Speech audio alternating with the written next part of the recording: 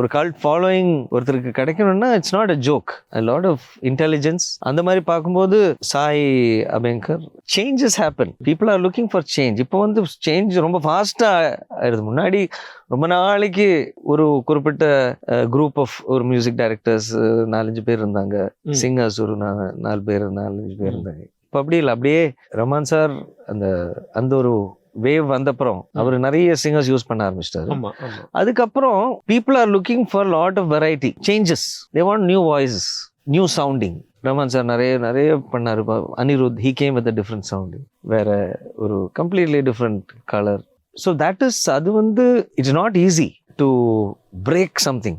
ஒரு breaking a monotony, ஒரு புது ஒரு ஸ்டைல் நம்ம கொண்டு வந்து அதை ஹிட் ஆக்கி ஒரு ஃபாலோயிங், ஒரு கல்ட் ஃபாலோயிங் ஒருத்தருக்கு கிடைக்கணும்னா it's not a joke, a lot of intelligence. அந்த மாதிரி பார்க்கும்போது சாய் அபேங்கர் நிறைய படம் வராரு. இன்னும் படம் வந்து எல்லாம் கண்டிப்பா வரும்.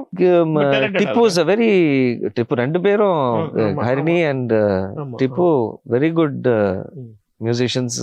Sai வந்து he is not only a singer but also very good sound engineer, audio, he has learned programming, எல்லாமே இருக்கு. நல்ல ஒரு எதிர்பார்ப்பு இருக்கு, கண்டிப்பா he'll bring, because already அவரோட ஆல்பம்ஸ் எல்லாம் சூப்பர் ஹிட்டா இருக்கு.